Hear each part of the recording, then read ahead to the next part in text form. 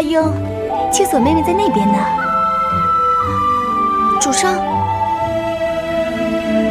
主上回来了。走。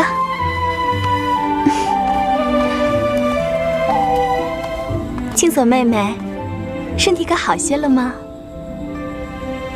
你脚受伤了，都这个时候了，你还出来做什么？青锁妹妹，这么久没见了，你就不想姐姐吗？啊，对了，告诉你一个好消息，大冢仔已经做主把我许给阿庸了。啊？什么？主上？怎么，一个下人也敢对大司空大呼小叫吗？碧香，天有点凉，我们回房间吧。是。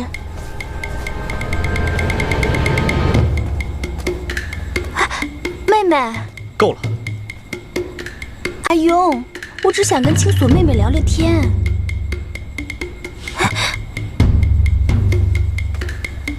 阿庸，阿庸，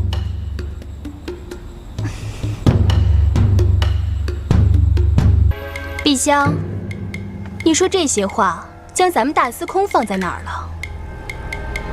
严姑娘，我来吧。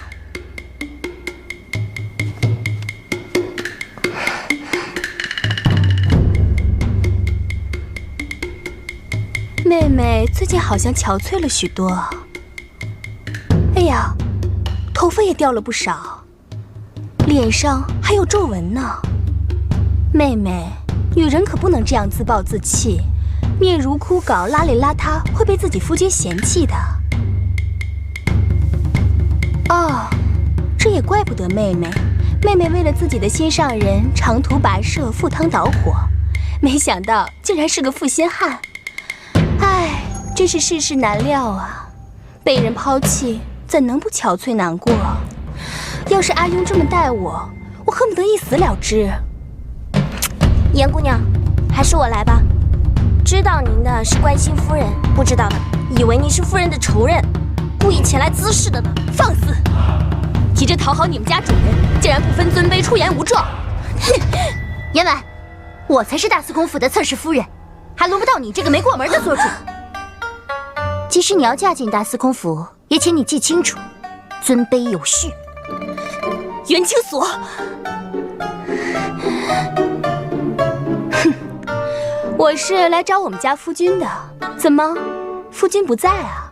是他昨晚没来，还是他对你失去了兴趣，所以我才有机会进门？大司空府里面最多的就是女人。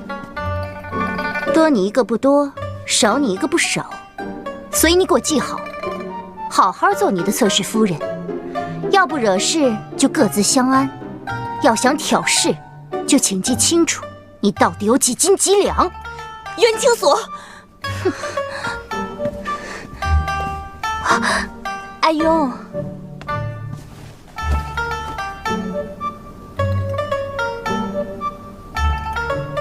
是。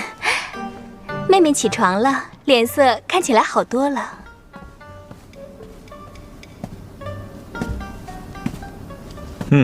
气色不错。昨日来不及跟你细说，大冢仔把婉儿指婚给我做了侧室，以后你们就分属姐妹，要好好相处。那是自然，我跟青锁妹妹啊，早就情同姐妹了。青锁。你就没什么想说的吗？恭喜，妹妹为人大度，怎会不懂阿庸的心思？以后我们姐妹同心，一起服侍好阿庸。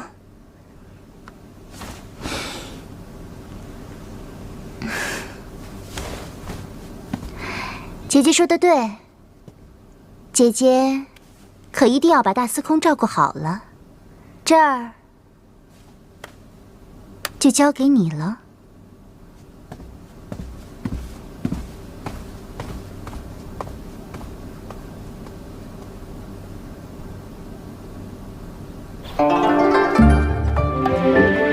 慢着点啊！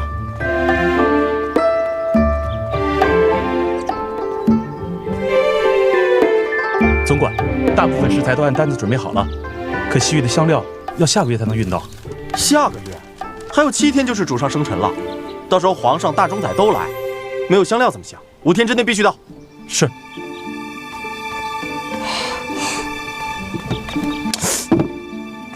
哎，这里是什么？没什么，好东西都被你翻烂了。没什么，为什么不让看？难不成你藏有私货？我说碧香，我哪来的私货呀？你就别在这儿添乱了，快走。学什么不好？学那个凶神恶煞的严姑娘，都是仗着有主上包庇，就美上了天。哼，要是主上生辰还没有买到香料，看你到时候凶不凶？你站住！干嘛？没事，走吧。没事，叫我干嘛？吓我一跳。夫人被严婉欺负，我又被你欺负，唉，我和夫人还真是难解难寐。唉，夫人，夫人，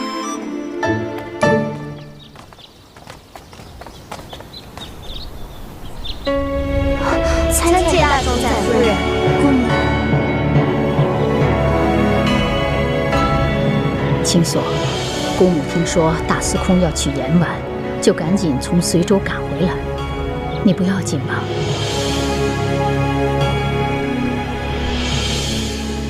青锁，啊，哦，他娶谁与我无关。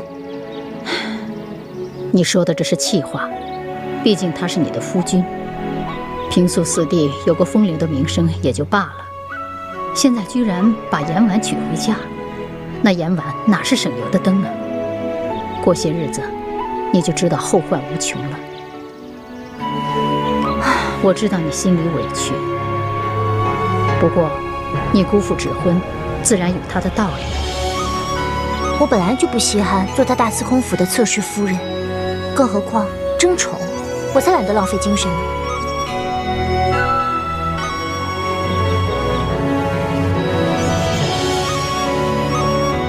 青锁，你是我的侄女，要是心里有什么事儿，受了什么委屈，尽管告诉我，我会为你做主的。嗯，多谢姑母。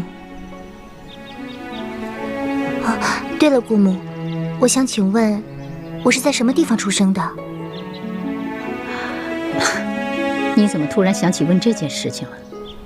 啊，没什么，就是前些时候遇到一些来自江陵的人，我觉得他们的乡音特别亲切。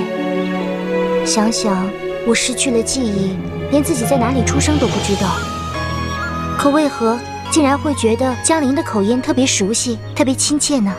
所以想向姑母打探一下。你确是随州出生的，之后你父母双亡，是我故人把你看大的，或许是照顾你的奶娘是江陵人，所以你才会觉得江陵口音很亲切。辛苦姑母了。你这孩子就是命薄，虽说嫁入了大司空府，可整日奔波不得安宁。记住姑母说的话，你跑来跑去，还不是要回到大司空府里来？日后可不得再使性子，好好的待在大司空府里过日子才是。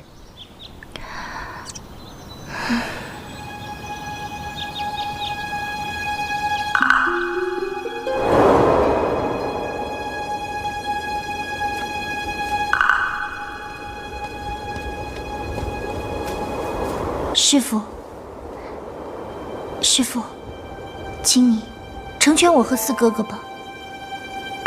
等你找到镇魂珠再说吧。是。为什么这香气会让我想起这样的事情？这是真的还是梦境？青锁，你怎么了？不知姑母用的是什么香料？青锁闻到这股香料的味道，觉得特别熟悉。傻孩子，你当真是失去记忆了。姑母身上的味道，你自然是最熟悉不过了。姑母说的是，青锁闻到这股味道，就觉得心里暖得很。不知姑母用的是什么配方啊？配方，我倒不知道，我只知道这是我们家乡的一种野花制成。你要是喜欢，我就让人给你送过一些来。多谢姑母。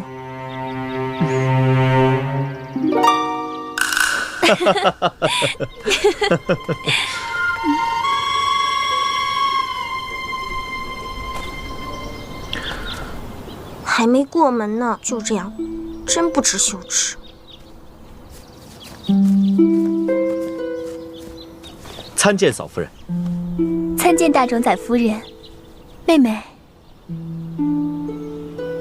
果然是一对璧人，难怪大冢宰要成全你们呢。姑母，那我就先告退了。去吧。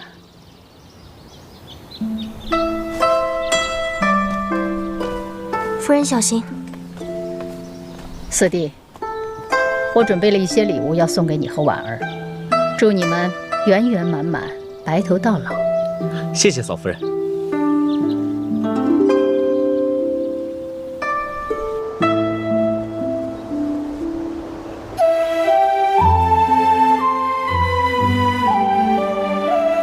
夫人，您身子骨刚好，又大老远的从大司空府跑到皇宫来，不如回屋歇着吧。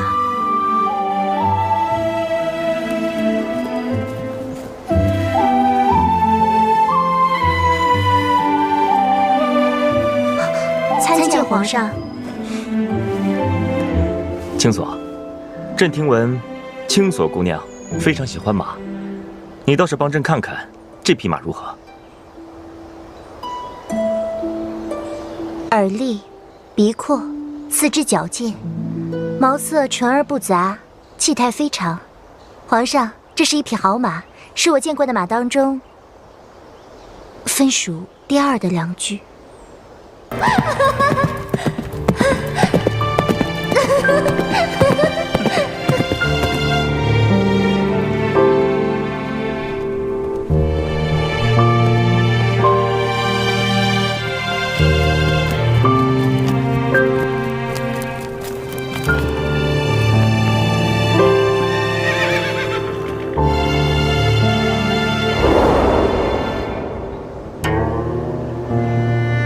青锁，你怎么了？没什么。朕知道你心里非常不舒服，不要憋在心里，都说给朕听，说出来，你就能够轻松一点。皇上，这些日子，我真的有些不知道该何去何从。我也不喜欢现在的自己，这种感觉朕知道。有时候，走着走着，发现自己走到了一个陌生的地方，好像迷路了，好像失去了希望。但其实，路就在那儿，只是我们没有发现它而已。你放心，青锁，只要朕还活着，就一定不会让你失去希望。只要你心中还有希望，就一定会有找到真相的一日。朝政良多，内忧外患，皇上不必为我担心。朕没有保护好你。皇上，如果没有皇上的照顾，我哪能活到今天？从今天开始，我元金锁要做回当初的那个元金锁，不再委屈，不再逃避，不再听之任之，也不枉皇上对我的信任和照顾，不枉我这辈子活在这个世上。好，这才是朕认识的青锁姑娘。皇上，我想到办法了。什么办法？皇上，我想去一趟史局，不知皇上准不准？你是想去查有关江陵一案的记录？对，与其静而待之，不如主动出击。你果然是个聪明的姑娘，朕就知道你不会就此颓然不醒的。那皇上答应了？你就放心去吧，就说是朕的主命，他们自然会极力配合。多谢皇上。这匹马，好，这匹马是朕赐给你的，喜欢吗？喜欢。看来朕这里没有选择。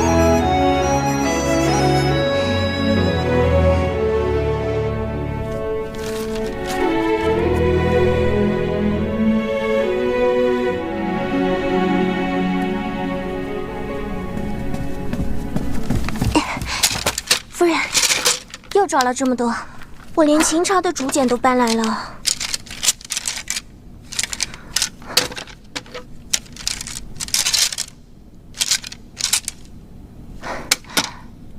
这些都拿走吧，就剩这2个。啊，还要放回去啊？自然要放回去。在哪里拿的就放回哪里去，不可错了位置。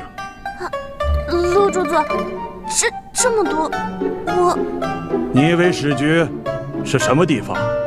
记住啊，这里所有的书都只能在这里看，不能带出史局之外。那这里这么多，什么时候才能看完啊？依你们这个看法，有2、3个月就差不多了。啊！去吧。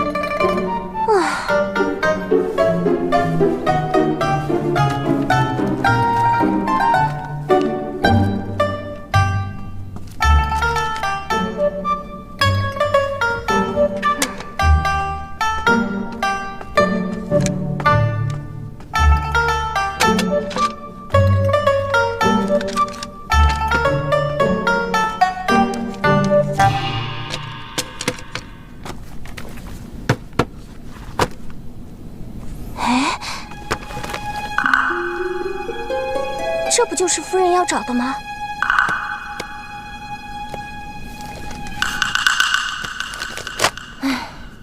为什么这里记载的都是战场上的事情，跟我想起的情形完全不一样呢？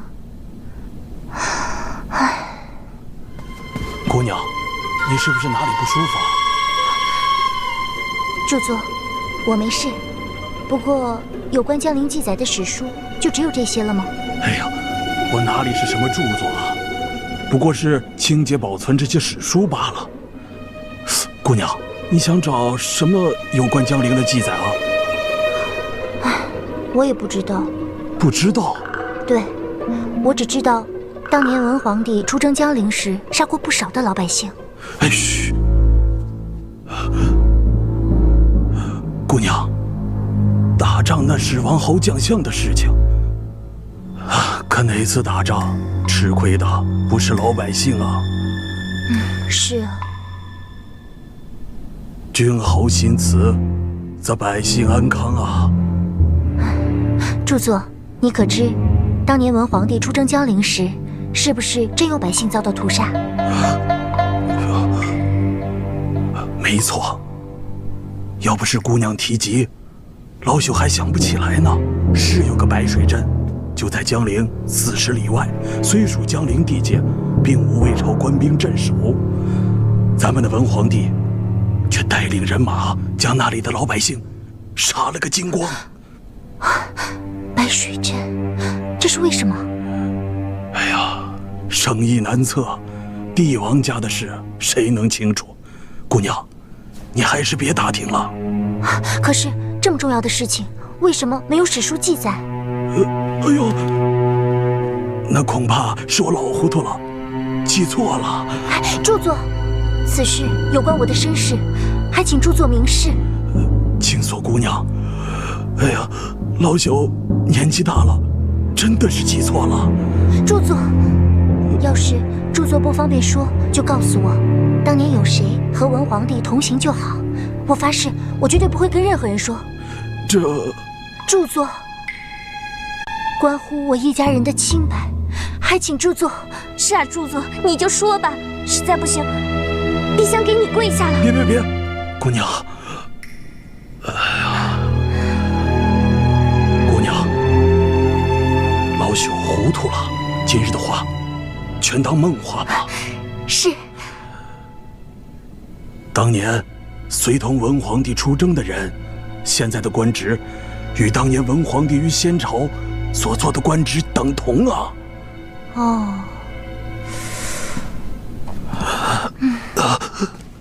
那当年文皇帝在朝的官职是？著作，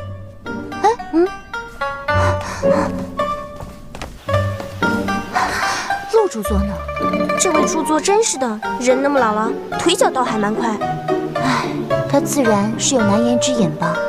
我们走吧。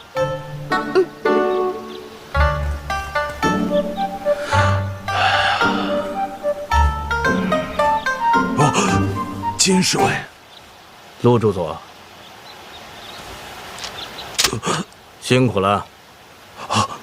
举手之劳，多谢金侍卫。陛下，刚才那位著佐说，当年跟随文皇帝出征的人，现在的官职与当年文皇帝在先朝做的官职是一样的。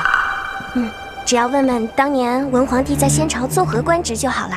白水镇，怪不得我想起来爹娘被杀的地方，不像是江陵那种大地方，都怪诸葛无雪的话误导了我。只可惜我们在史局没有查到跟白水镇有关的史书记载，当时的情况还是不清楚。夫人，你看，这里面刚好有白水镇3个字。我看看。哎，陛下，你怎么能偷书呢？嘘。夫人，我是怕你在书局里被书虫咬坏嘛。偷得好。咦，那不是梅姐姐吗？参见夫人。梅姐姐，夫人，这位是梅姐姐，是我同乡，在宫中多年。夫人有什么需要帮忙的，尽管问梅姐姐。那日后一定会有很多麻烦梅姐姐的地方呢。陛下，我们回去吧。夫人，黄昏之后千万不要往右拐。为什么？夫人不知宫里的规矩，那边是宫女祭奠一珠姑娘的地方。你说一珠？是宫女，不过不是现在的宫女，是秦朝的宫女。秦朝的宫女？陈吉的妹妹端木一珠，最后盗走了镇魂珠。原来你知道一珠，梅姐姐，你还知道些什么？传说是一珠偷了天罗地宫的钥匙镇魂珠。我还听宫里的前人说，一珠的后代为了躲避始皇的追捕，隐居在南方。据说，只有端木一族的血脉才能辨别出真正的镇魂珠。什么？都是这么说的，奴婢也不知道是真是假。宫里的姐妹敬佩一珠的胆量，所以逢年过节都在那边的李树下祭奠一珠姑娘。那梅姐姐，你可还知道有关镇魂珠的消息？还有那端木后人，他们隐居在了南方什么地方？这些都是传说，其他的奴婢也不知道了。咦，吓死人了！夫人，我们还是快走吧。梅姐姐，要是你想起什么来，一定让碧香来告诉我。是，奴婢遵命。太阳就要下山了，夫人，我们走吧。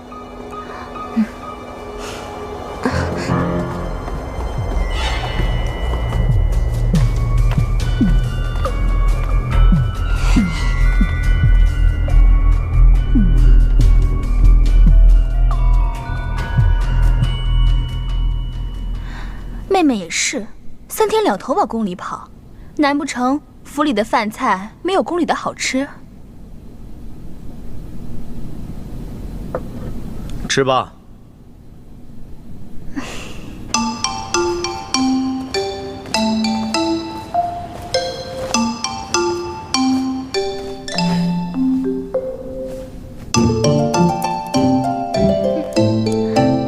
妹妹今天胃口不错呀。对了，跟妹妹报个喜，大冢仔已经做主，把我跟阿庸的婚期放到了阿庸的生辰之日，也就是7天之后。妹妹可别多心，都是大冢仔说，早办也是办，晚办也是办，不如就生辰之日，大家可以双喜同贺。今天这饭真好吃。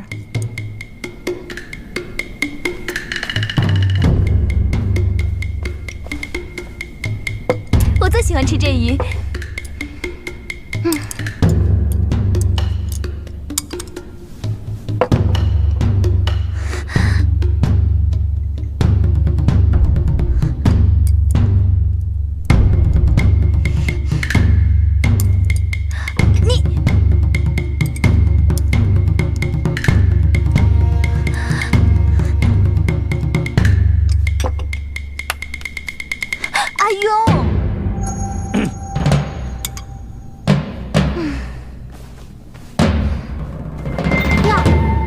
多菜啊，丢了也怪可惜的。这些菜就赏给你们吧。碧香，你不是说菜凉了就不好吃了吗？还不快端走！是夫人。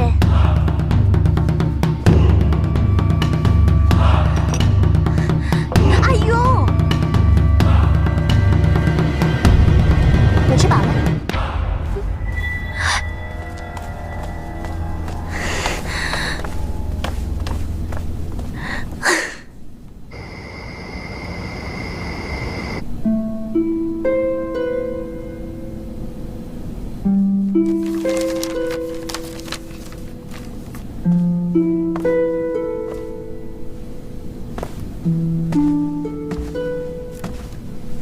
拿来。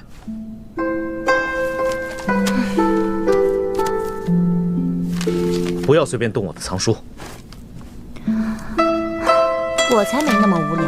那你看什么？我看什么跟你有什么关系？哎，你胆子不小啊，敢偷史局的书。是又怎样？盗毁史书，可是要掉脑袋的。像我们这种被赶尽杀绝的孤儿，又怎么能跟你这种锦衣玉食的大司空相比呢？再说了，这种掉脑袋的事，怎么能牵扯到大司空呢？怎么？你是觉得今晚我没有吃饱，特意跑到书房来把我气饱吗？我知道你心里不舒服，但是严婉是大冢仔指挥给我的。我管你要娶谁。你别忘了你的身份，你可是大司空府的侧室。宇文邕，你要娶严婉，还是要娶别家的姑娘，我通通都不想管。什么大司空府侧室，什么夫人，谁爱当谁当去，我不稀罕。要怪就怪我自己运气不好，兜兜转转又回到了这里，我也认了。不过，我根本就不想再跟你有任何瓜葛。你为什么总抓着我不放？难道你是觉得像我这样的孤儿，没有亲人，没有记忆，就应该任你们玩弄，任你们利用，任你们欺骗吗？不，我从来都不想做你大司空府的侧室夫人。只是我一醒来，就在这大司空府里，大家都称呼我夫人，我也认了。不过现在，就连元清所这3个字，我都不知道是真是假。清所，这一切都怪你的父皇宇文泰。好了，不要再说了。哼，我不说就能堵住世人的悠悠之口吗？这天下没有不透风的墙。你查到了什么？我什么也没查到，不过我知道你没有告诉我真相，因为你害怕承认你父亲做的那些错事。你不要信口雌黄。你凭什么说我信口雌黄？除非你告诉我真相。我说过我已经派人去查了。那你查到了吗？你要是查不到真相，那就请你告诉我，当年到底有谁跟随文皇帝出征江陵，我好自己去问个清楚。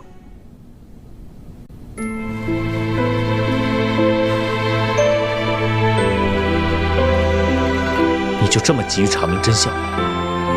你到底是想找到你的身世之谜，还是想找到证据证明我父皇就是你灭门的仇人，然后就与我撇清关系？那又有什么分别？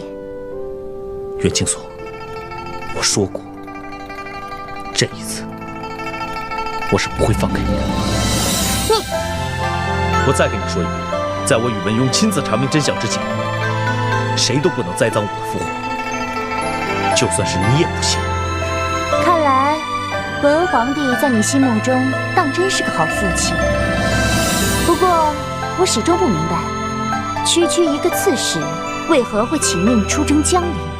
为何会带着官兵屠杀手无寸铁的老百姓？刺史，你太小看我父皇了。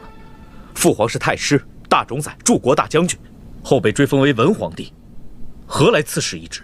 大冢宰，原来当年跟随文皇帝出征江陵的，竟然是宇文护。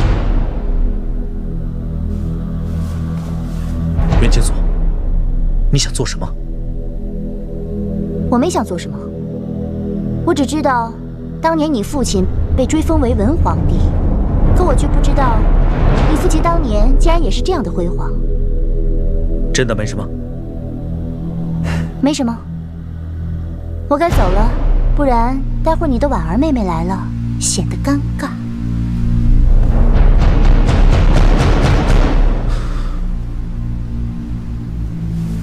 哼，这个宇文邕自命风流，不过才2个女人而已，就吃不消了。大冢宰，您说青锁姑娘会上当吗？玉儿已经上钩了，只需要给她一些时日。他猜到当年随文皇帝出征江陵的是寡人，他自然会溜出大司空府来找寡人，拿出最宝贵的东西来跟寡人交换。这么说，这镇魂珠就指日可待了。就看袁清所有多聪明了，他越聪明，我就越快得到镇魂珠。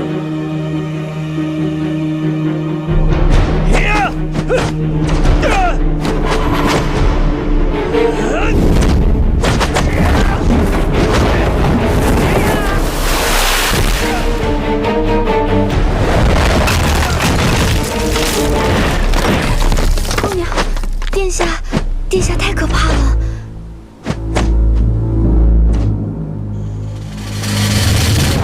什么？你胆敢再来问本仙子索要解药？洛云求仙子，就把解药给洛云吧。哼，郑洛云，你好大的胆子！这药可是你自己拿的，现在你又要解药去给高长恭解毒，你当本仙子是什么人？任你呼来喝去，无所不从吗？长恭现在像变了个人似的，他已经不是原来的长恭了。仙子，洛云错了，我不想再抓住他的心了。洛云求仙子，只要你能将解药交给洛云，让我做什么都行。此话当真？只要是为了长恭好，要洛云做什么，任凭仙子吩咐。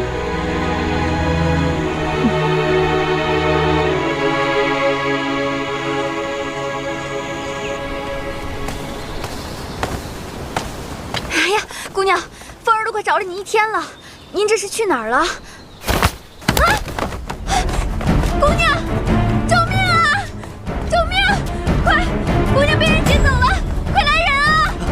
怎么回事？殿下，快！殿下，云姑娘被人劫走了，就在那边，快！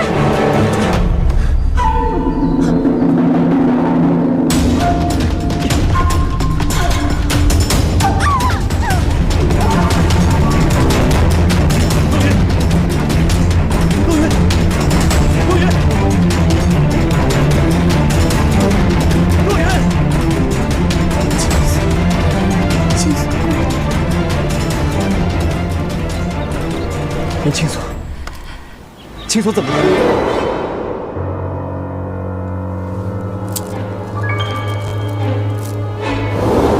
这戒指怎么会在你这里？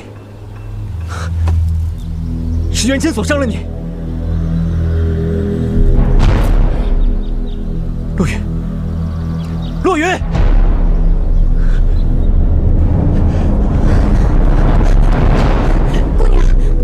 姑娘，快去请太医。是。把最好的金疮药拿来，快！齐国第一美女，究竟犯了什么错？郑家用心良苦培养出来的女子，现在居然成了这样！明月兄，你放心，我会给洛云一个交代。长恭，你告诉我，洛云因何受伤？青锁，殿下，金疮药。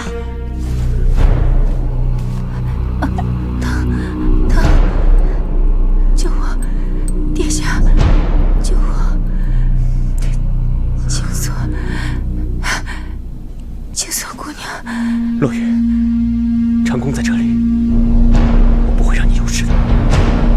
姑娘温柔善良，从来礼让3分，不肯得罪人。到底是谁这么狠毒，对我们姑娘下这么狠的手？殿下，请让属下派人调查，不管是谁，绝对跑不出金庸城。站住！还用查吗？殿下，请三思啊！在罗云未醒之前，草率定论，恐有不妥。青锁姑娘只是个不会武功的弱女子，怎么可能连伤两人？尤其是夫人的身手，你也清楚。别说咱们这些行武的军人，哪怕是一般的江湖高手，也难近身。殿下，不要再说了，姑自有分寸。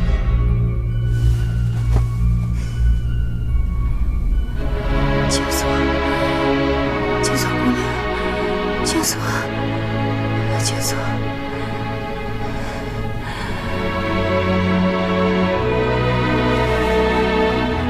殿下，姑娘虽然伤势严重，但已无大碍。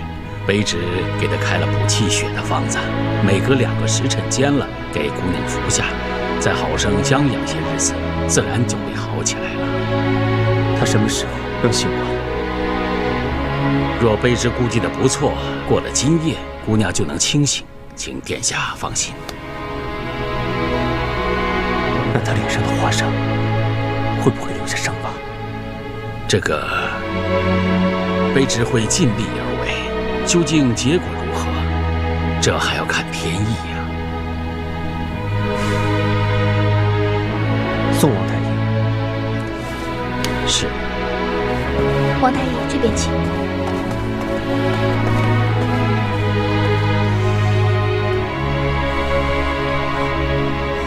殿下，救命！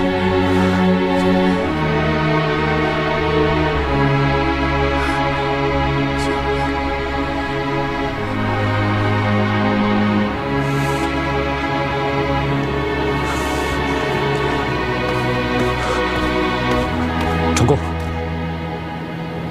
洛云的伤已无大碍，不必担心。明远兄，我出城几日，府里的事就交给你了。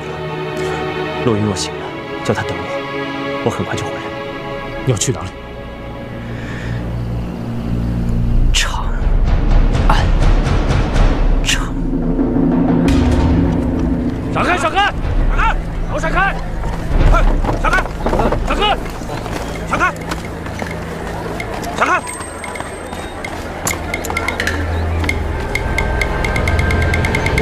姑娘，这里就是贵宝斋了。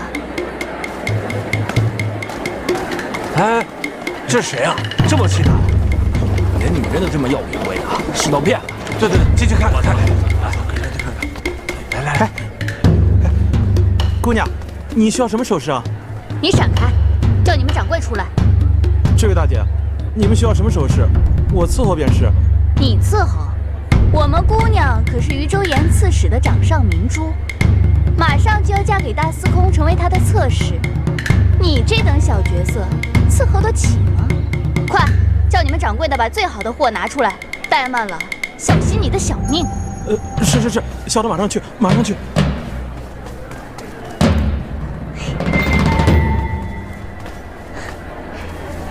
姑娘，你看这个簪子多好看，最衬姑娘的肤色了。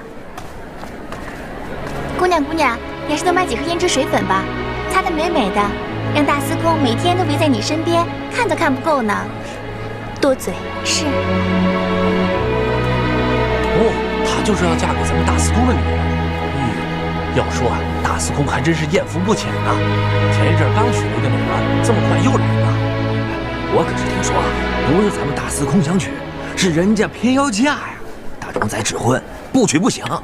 哎呦，那这女人了得呀，怪不得这么耀武扬威的呢，是大冢仔身边的红人啊。你们几个耳朵聋了吗？听不见别人胡说八道吗？给我把这些多嘴的贱民抓起来！再说就掌嘴。是。快，滚出去！滚出去！贵客到，姑娘，这都是本店的镇店之宝啊！我的个娘啊！这样的女人谁敢要啊？闪开！都闪开！快给我闪开！闪开！快点！你看看，快闪开！上哪？出什么事儿了？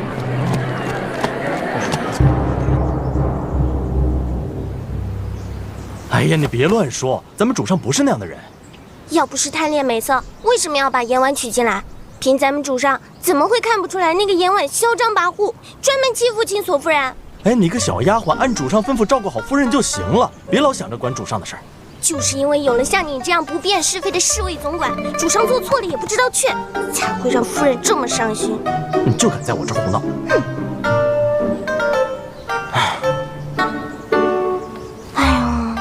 我说大总管呢，求求你好不好？夫人的幸福可就在你手上了，你去跟咱们主上说一声吧。那个严婉真的娶不得。不去，咱们主上自然有他的想法。什么想法？那我怎么知道？你要这么想知道，你自己去问问。天天跟在主上身后，你会不知道？不知道就是不知道。主上，反正不知道就是不知道。主上，哎，你回来，回来呀！哎，主上，怎么了？主上，你不能娶严婉姑娘。为什么？你要是娶了她，她一定会骑到夫人头上的。到时候不仅夫人难过，连主上都会很惨。回去照顾夫人。奴婢正在照顾夫人，照顾夫人可不是一朝一夕、端茶递水那么简单，而是要全身心的照顾夫人，包括夫人的未来。包括夫人的未来？夫人的未来就在主上身上，要是主上不能好好珍惜，那夫人就没有未来了。夫人的未来没有了，那奴婢的未来也没有了。要是你家夫人趁你出来为她找未来的时候逃走了，你就真的没有未来了。糟了，我是去厨房给夫人拿参汤的，我怎么把这事忘了？主上，奴婢告退。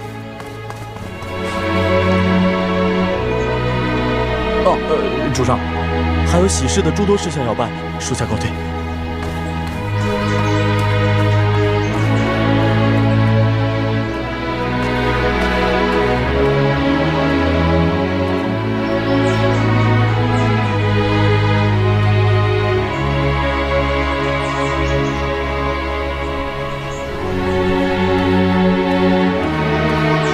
主上。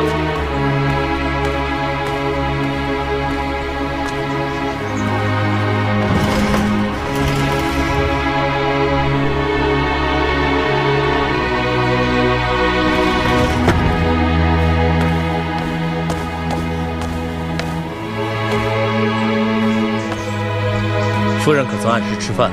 回主上，夫人今天胃口不错，早饭午饭都没落下，这会儿刚刚睡下。传我的话下去，只要她不出去，所有的要求都满足她。是。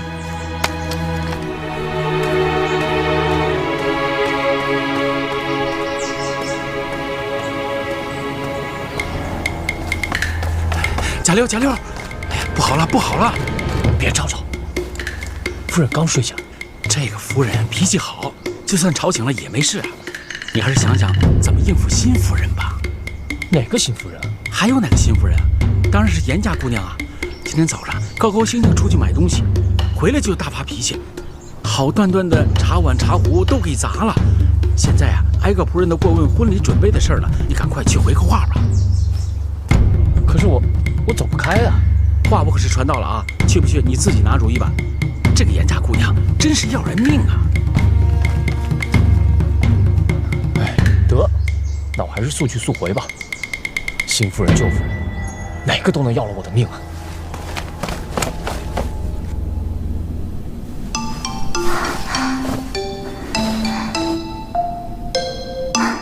趁陛下不在，我去找宇文护问个清楚。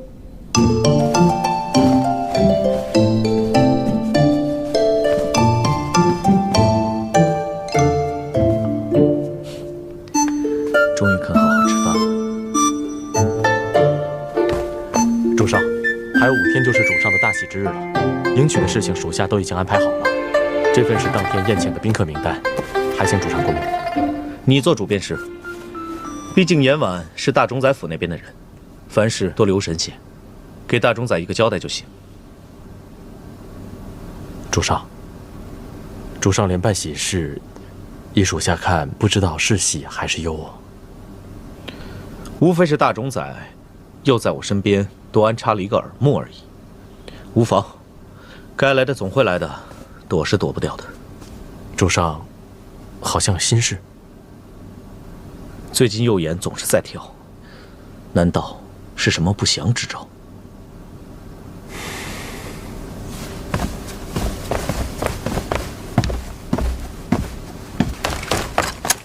主上，西座传来消息。下去。是。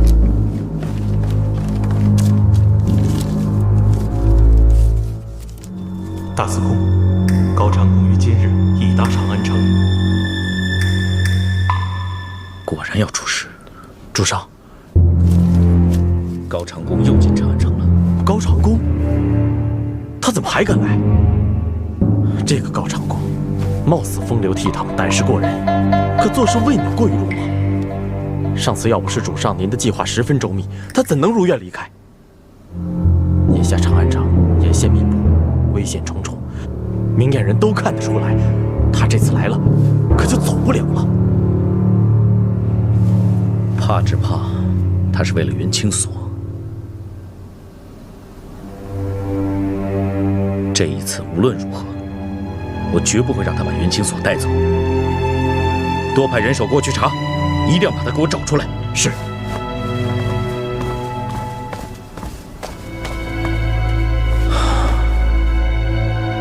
为何元清所昨日会问我关于父皇的事情？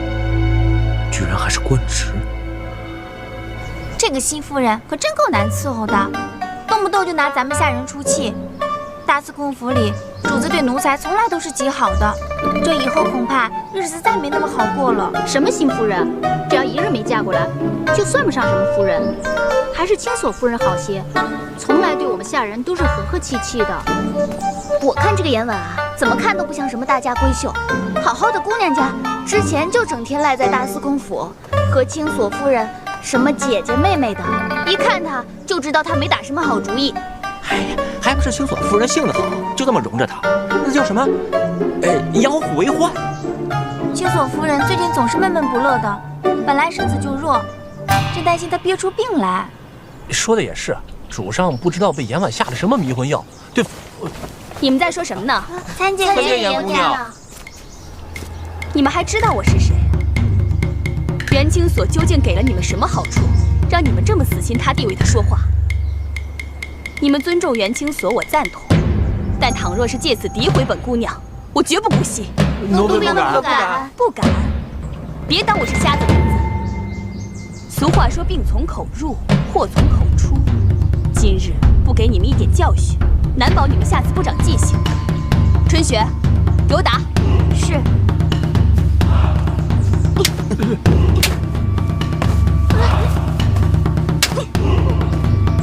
元清所，你个绊脚石，论姿色，论身手，你哪点比得上我？竟然让所有人都为你说话，若不除了你，我演完以后只怕难以在大司空府立足。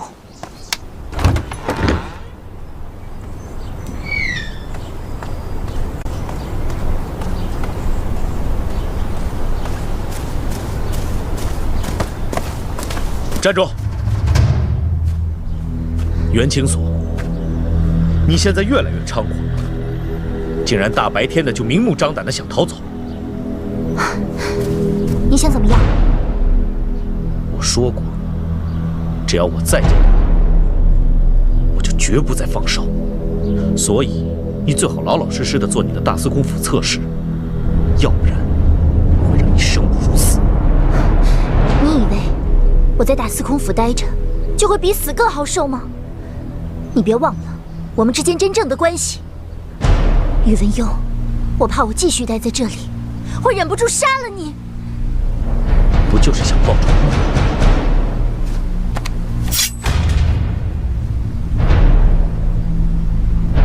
只要一刀，你举家的仇恨就全报了。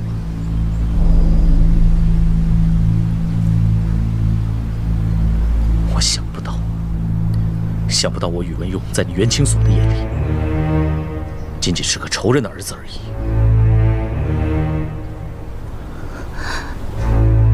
若你笃定我父亲便是你灭门的仇人，请果来。来呀！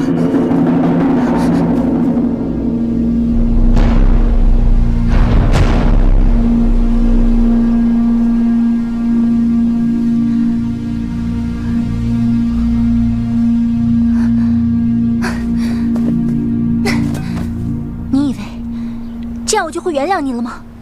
你这样不过是在为你父亲的杀戮寻找借口罢了。你让我走，我走了，或许就会找到证据。若你杀不了我，就乖乖留在这里。我答应你，会将当年江陵的事情查得一清二楚，给你一个交代。一清二楚。当年去江陵，除了文皇帝以外，剩下的就只有大冢宰宇文护了。就凭你跟宇文护之间的尔虞我诈，你认为他会告诉你真相吗？跟你这个伪君子相比，我宁愿相信宇文护的话。袁青锁，原来昨日你当真是在套我的话。对，因为当时我只知道，跟随文皇帝出征江陵的人，现在的官职跟文皇帝当年是同一官职。现在我知道了，原来就是宇文护。你居然连宇文护出征江陵的事情也不告诉我！袁青锁，若你不知死活，必不可带领大司空府，带领皇上。怎么，你承认了？哼，你承认你父亲宇文泰屠杀手无寸铁的老百姓，杀了我全家？我说过，我会查明真相，给你个交代。就凭你，你会查清楚吗？我宁愿相信宇文护，至少他坏得清楚。只要我给他对他有用的东西，跟他交换，他就会告诉我真相。你别想，我不会让你去。若你今日踏进大冢宰府，只怕就再也出不来了。就算搭上我的性命，哪怕只有半点的可能，我也要去。你敢？怎么不敢？你今天能看得住我，明天就能吗？不会再让你离开我，永远不会。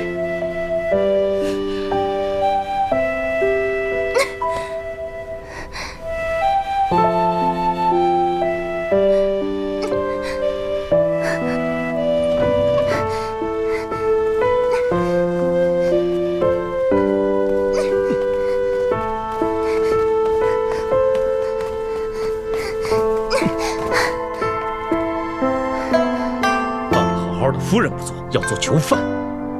好，我今日就随了你的心愿。来人，主上，主上，把整个院子围起来，4班只岗轮流把守，没有我的允许，任何人不得进出。是。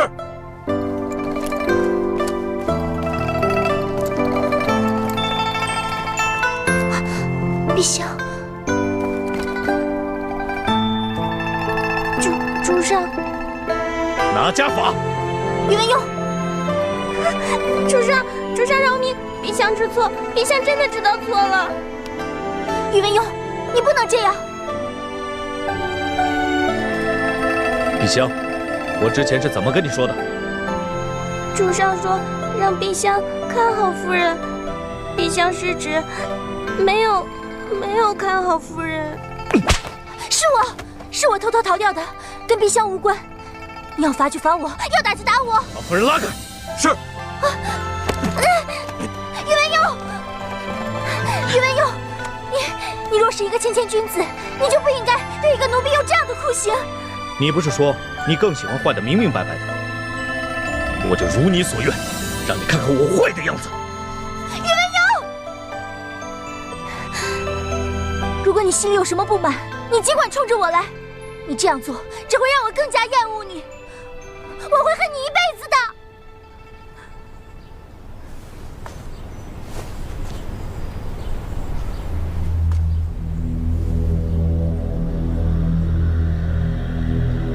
你不是早就决定要恨我一辈子了吗？陛下，你可认罚？奴婢认罚。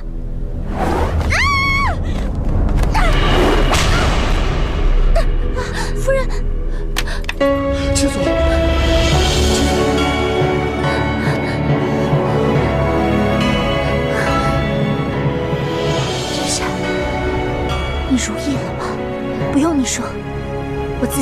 就进那个牢笼里去。夫人，夫人，夫人，没事。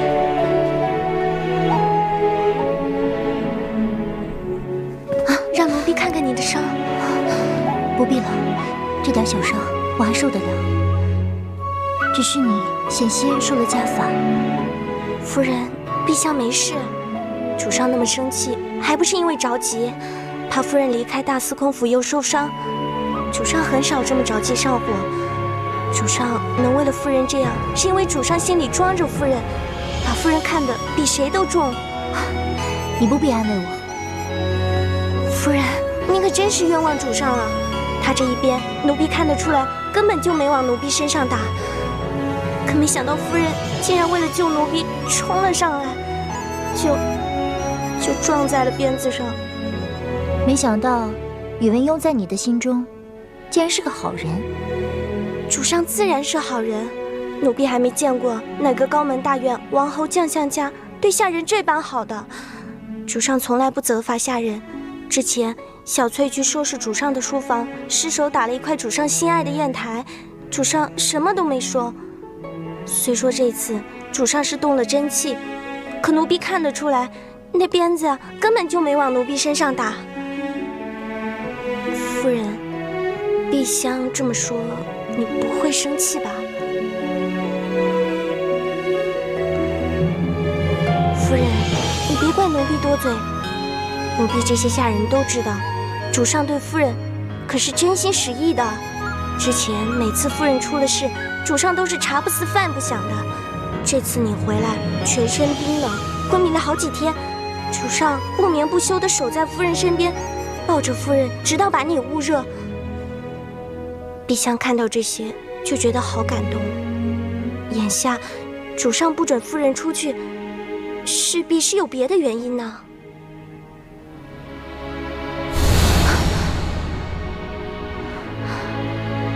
他为什么这么憔悴？好像几夜没睡。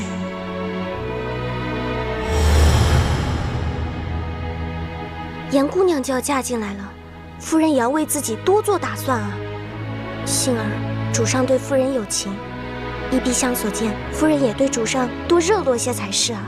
哼，你们都被他骗了。他心心念念的只有他自己的权位，他只是怕我死了没法跟宇文护交差。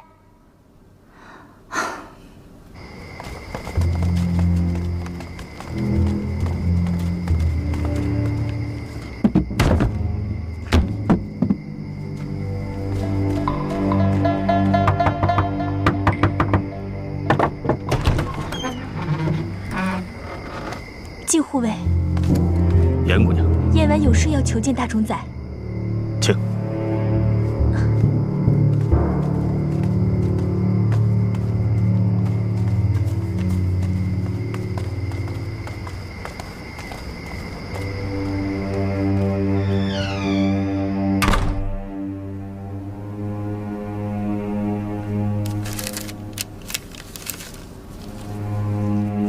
高长恭此次来到长安城，必然与青锁姑娘有着千丝万缕的联系。依属下看来，这倒是个除掉高长恭的好机会。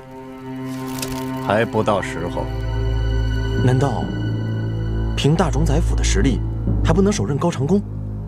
寡人要杀的不止一个高长恭，要利用高长恭引出我想杀的人，一网成擒。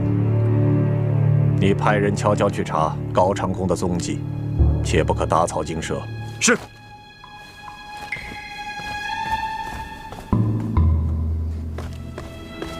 主上，严姑娘求见。请。严姑娘，请。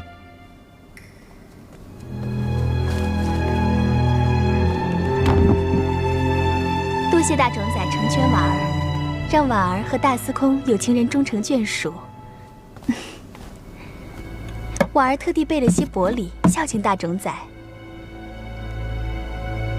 小小心意不成敬意，还望主上笑纳。严婉深夜造访，怕不只是为了感谢寡人这么简单吧？什么事都逃不过大冢宰的眼睛。能够嫁给大司空，本是婉儿的心愿，也是大冢仔的美意。可惜袁清所总是从中作梗，装模作样，煽动下人诋毁婉儿，婉儿实在是举步维艰呢。哦，照寡人看来，清所的本性不该如此。清所妹妹本来温婉善良，可是大冢仔有所不知，这次回来，她不知着了什么魔，处处跟婉儿作对，还跟大司空作对。大冢仔，袁清所已是一招死棋，他能做的，婉儿都能做到，还能做得更好。若大冢仔能让袁清所彻底消失，婉儿必定为大冢仔肝脑涂地，万死不辞。袁清所能为寡人找到镇魂珠，婉儿也能。寡人早已确定镇魂珠就在大司空府，你知道该怎么办吗？镇魂珠当真在大司空府吗？怎么，你不相信寡人？婉儿不敢，婉儿必定找到镇魂珠献给大冢仔，到时候还请大冢仔不要忘记婉儿的心愿。去吧。婉儿告辞。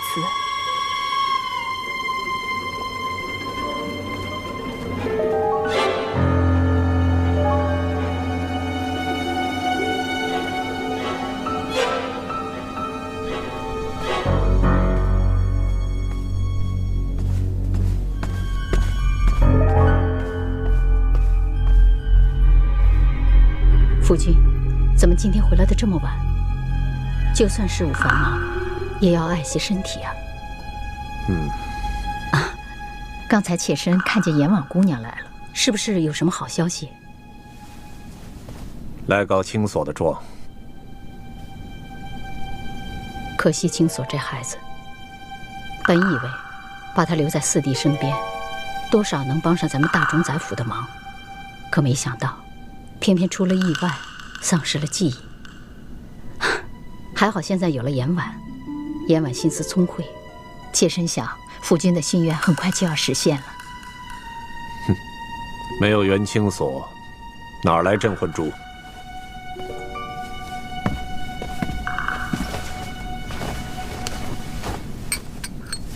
夫君说的极是，清所是非不分。妾身还在想，是不是应该把清所带出来，关在严密的地方，由妾身看管着，夫君也就放心了。我现在是没心情想这些了。倒是皇帝事事和寡人对着干，我这边忙着与突厥修好，他那边却准备与突厥作战。要不是有人修书给我，我还一直蒙在鼓里。朝堂上的事，妾身不懂。这个皇帝真是不知天高地厚，没有寡人哪有他的今天？看来上次寡人对他还是心太软，早知今日，当初就不应该放过他。明日我要让他看看阳奉阴违的后果。这里是军事重地，请马将军带领5万精兵北上，镇守边关。臣领旨。只是臣有些疑问，不知当说不当说。马将军有话尽管说。臣听闻，突厥有意将阿史那公主嫁给大司空，以借双方秦晋之好。既然可以不出一族一马，和平共处，皇上为何要大动干戈呢？朕也是逼不得已。朕知道，大冢宰和突厥素有往来，此番和亲，只怕是在大冢宰的全盘计划之中，不得不防。而且，一旦与突厥和亲，齐国必然会怀疑我大周的结盟诚意，到时候也会误了周齐两方的联盟。战事一起，百姓必然遭殃。朕若非被逼无奈，也实在不愿出兵。皇上思量周全，是臣思量不周。臣必当倾尽全力镇守边关。好，还要劳烦徐司徒出使齐国，以周齐联盟关系为借口，一探他们对突厥所持态度，切不可泄露了大周的行动部署。查臣明旨。另请赵将军带5000人马，暗中保护徐司徒，固守在大周与齐国的边境，以防我大周与突厥突起战火之时，齐国趁机突袭。参见大冢宰。大冢宰，大冢宰，大冢宰到！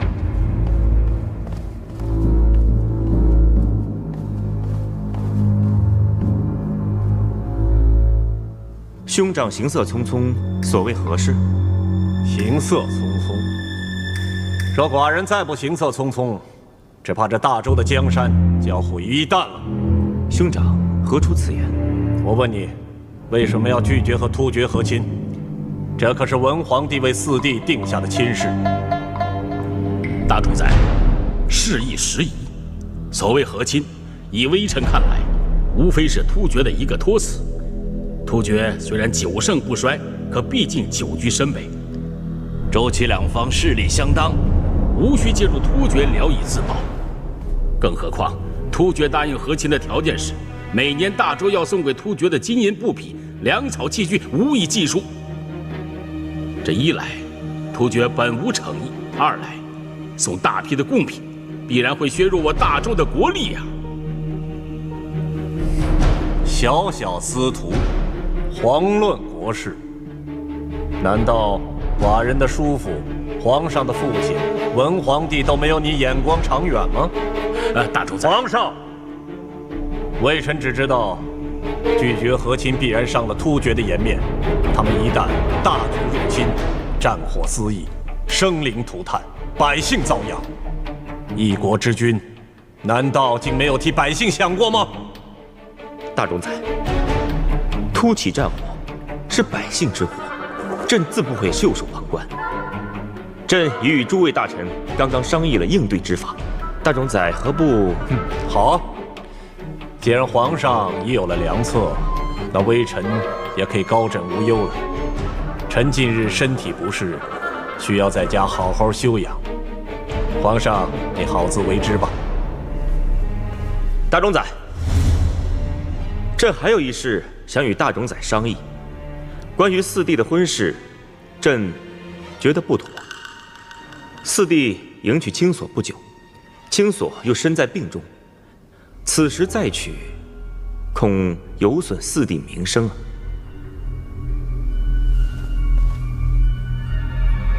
你是在乎四弟的名声，还是在乎袁青锁的名声？青锁姑娘曾在与齐国的和谈中出奇制胜，也算是有功之人。更何况，青锁姑娘又是大冢宰的内侄女，维护她的名声，于公于私都不为过吧？皇上说得好，寡人绝对不会因私废公。袁青锁多次擅离长安，与齐国往来密切，实属罪大恶极。绝不会因为她是寡人的侄女，就去姑息。一旦寡人找到证据，寡人会亲手将她判罪问斩。还请皇上在寡人找到实证之前，下禁足令，不要让她离开大司空府。还有，5日后四弟大婚，还望皇上亲临祝贺，稍尽兄弟之情。臣告退。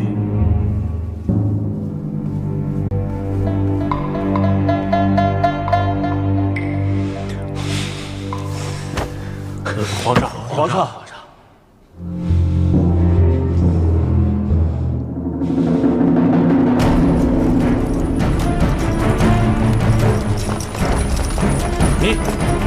你们几个在要害处守卫。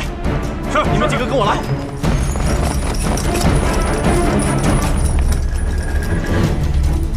为了对袁青锁，竟然如此大费周章。宇文幽，我看你是枉费心机。就算你布下天罗地网，我也要为母亲和陆云讨回一个公道。哇，好漂亮的花！哎，新被子真暖和。好漂亮的毯子。跌打损伤的药都齐了，咱们主上对夫人的脾气秉性还真是再清楚不过了。对你们夫人来说，吃药可比吃饭重要的多。等等，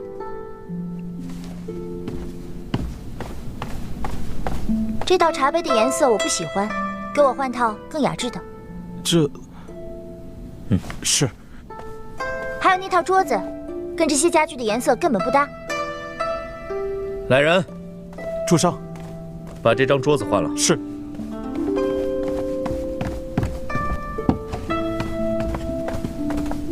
墙上的画也全换了，我喜欢山水画。适可而止吧。怎么，舍不得了，心疼啦？刚才不是还满口仁义道德的说要给我想要的生活吗？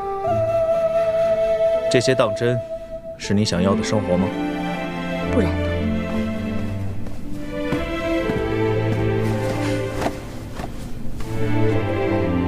好，大司空府里家具画卷多的是。来人，主上，把屋里的陈设按照夫人的要求全部换掉。是。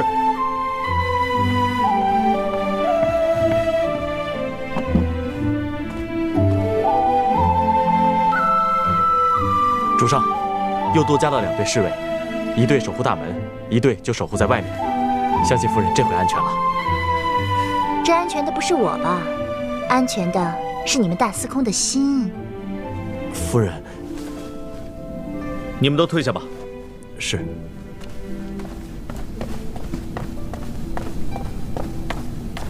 好一个假仁假义的君子，好一张骗人的利嘴。我要是你，我会在心中窃笑，伪装得真高明。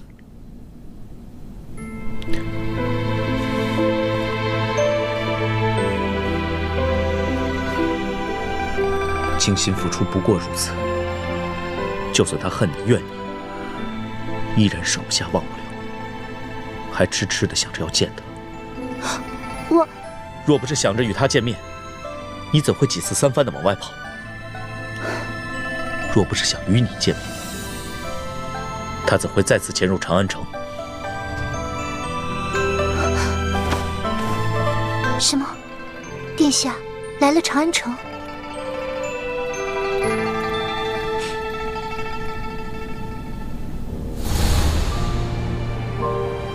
我这辈子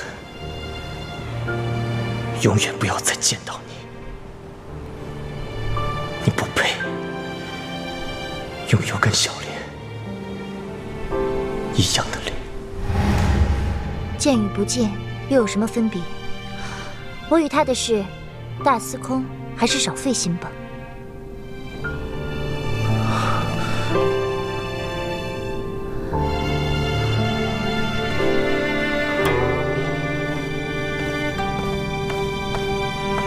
来人，主上，给我看好这里，连一只苍蝇都不能放进去。是。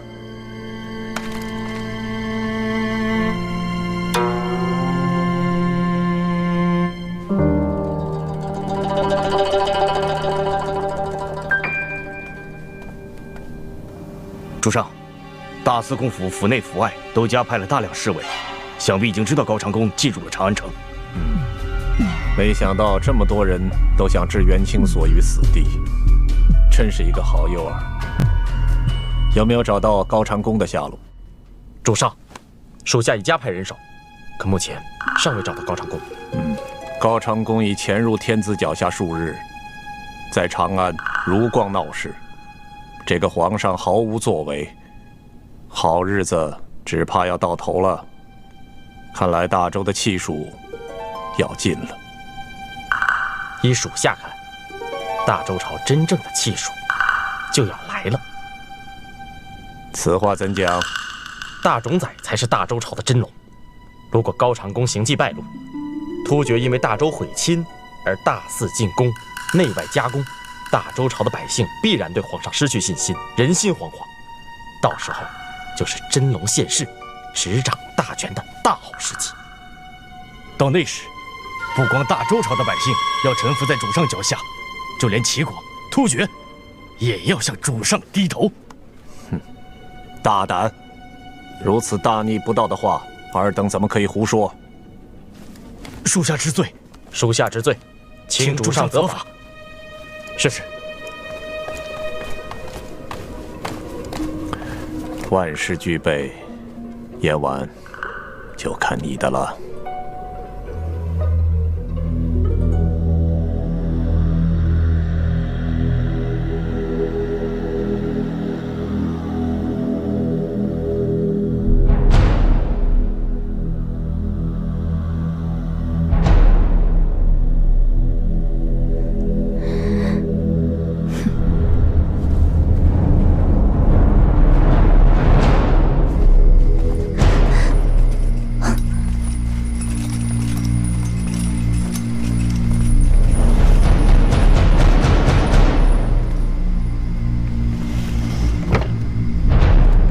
紧急关案处一定要多派人手。是，主上。还有，定紧清锁，不到万不得已，不能让他离开那里。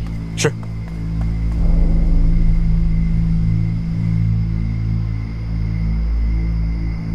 哼，元清锁，元清锁，你就知道元清锁，早晚有一天让你知道我严婉比元清锁好得多。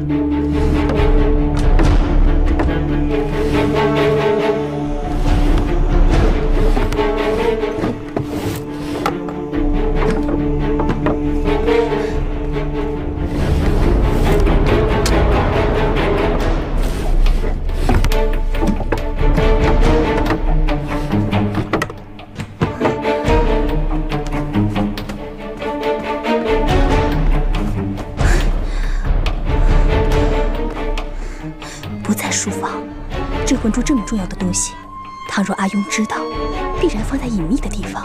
可这大司空府我都找遍了，连个像镇魂珠的东西都没有，到底在哪儿？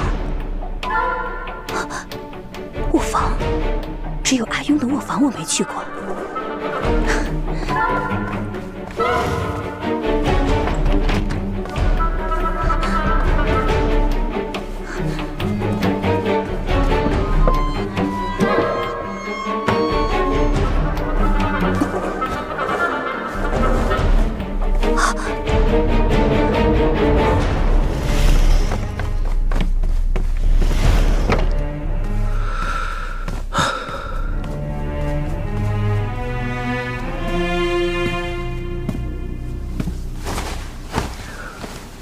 你呀你，放着这里不住，偏偏要我将你赶到小院子里去，你这是何苦呢？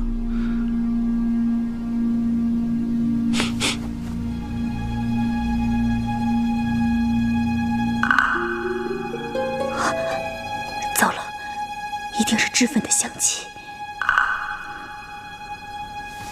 我累了一天了，要早点休息。